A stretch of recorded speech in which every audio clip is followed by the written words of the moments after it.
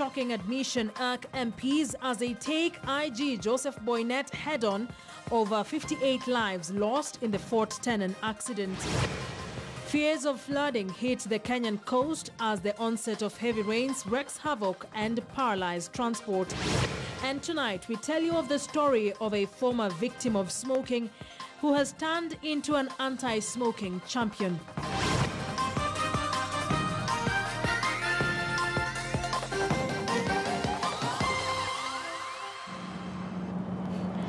Good evening. My name is Akisandera. Sign language interpreter once again is Gideon Bogo. The Cabinet Secretary for Agriculture, Mwangi Kiunjuri, has ordered for a second audit of maize stored in all the National Cereals and Produce Board (NCPB) stores countrywide to determine whether they are fit for human consumption. An audit report by the Kenya Bureau of Standards that was submitted to the Senate Ad Hoc Committee investigating the maize crisis in the country shows that maize stored in NCPB stores in 14 counties is contaminated with afflatoxin. The fresh audit comes against a backdrop of concerns that at least 2.1 million bags of maize out of the 3.6 million bags of maize that was procured by the NCPB from last year's harvest is contaminated. Between 16th October 2017 and 18th April 2018, the National Cereals and Produce Board, NCPB, procured 3.6 million 90 kilogram bags of maize at a cost of 11.6 billion shillings. There is concern that Kenya's main staple food could be contaminated with afflatoxin, a highly poisonous cancer-causing chemical, as a result of poor drying and storage. Indeed, an internal audit report by the Ministry of Agriculture on maize stored in NCPB silos showed 60% of the maize, that is 2.1 million bags, bought last year, is contaminated and unfit for human consumption. We want to know whether the maize that was sampled was all for Kenya, for the National Cereals and Produce Board. Because for them, they are saying some of the maize that was sampled was not their maize. In September, the Senate directed the Kenya Bureau of Standards to sample and test the quality of standard for all maize stored in NCPB stores. Early this month, KEBS handed over its report, which shows that maize in 14 counties out of the 37 counties that were sampled is contaminated with afflatoxin. The report from KEBS that we have, Minister, requires that you urgently get the contaminated maize with all these afflatoxins and fumonisins and so on destroyed. Out of the 3.6 million 90 kilogram bags of maize worth 11.6 billion shillings that was bought by NCPB last season, the government has so far paid 9.4 billion shillings. The government is yet to pay 2.18 billion shillings.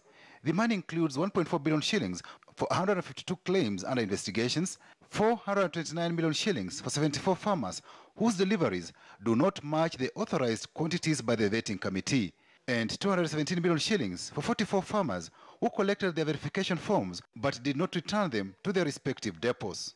Most of the huge payments that are in question had been paid between the month of October and the month of December. Kiunjuri seems to be shifting blame to former Cabinet Secretary for Agriculture Willie Bett. Under Bett's watch, the government procured 10.5 million 90 kilogram bags of maize under a maize subsidy program that ended in December 2017. The duty-free maize that was imported mainly from Mexico and South Africa was sold to NCPB, which is now finding difficulties selling it to millers.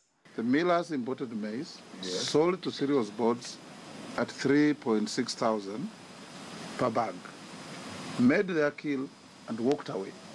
Now they want to come back and buy the same maize from you at 1,600 to go and mill. Yeah. Where's the logic? It is true that we are going to sell the same maize because we have to. Yes. We have no choice. No single importer, Minister, is owed money. They were paid up front. No, we owe the money. How much? We owe millers 2.5 billion. Even as Parliament investigates NCPB malpractices, the government is yet to show when NCPB will start receiving maize from farmers for the new produce that is ready for harvest. Patrick Amimo, KTN News. Now, the saga surrounding maize delivered to the National Cereals and Produce Board is not new in Kenya. The controversy has nearly costed the jobs of top-ranking government officers in the past. Our reporter Mrimi Mwangi takes us down memory lane of various maize scandals, including the current 2 billion shilling one that is causing CS Mwangi Kiunjuri sleepless nights. For some time now, Festus Mwangi Kiunjuri has been rocking on a hot seat. His boss breathing fire and the likelihood of heads rolling soon at Kilimo House, hanging over his head like the proverbial sword of the Damocles. Waziri wa Kilimo Bwana Kiunjuri, tujue ya kwamba sasa mchezo umeisha. Tafuta hawa watu ambao wanakula mali ya wengine, utuletee tufunge, ama wewe mwenyewe utakuwa na shida katika hiyo shida mambo. But Kiunjuri, it appears, is only the latest holder of the powerful docket to wade through a maize-related scandal.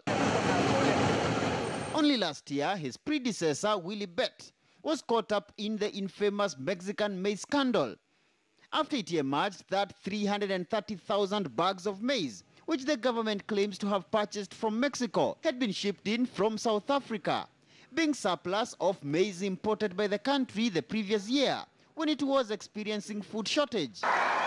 And even the country's top two political protagonists, Deputy President William Ruto and former Prime Minister Raila Odinga, traded barbs over the then maize heat. I'm a Prime Minister. In 2009, Ruto, as Agriculture Minister, survived a vote of no confidence over maize saga at the National Cereals and Produce Board.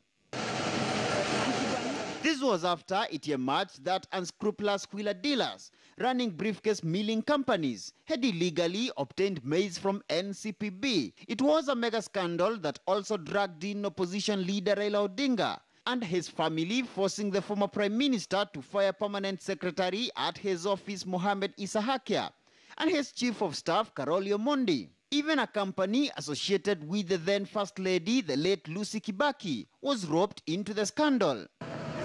But just why has Kilimo House and NCPB become the corruption cartel's playfield? The Minister of Agriculture least knows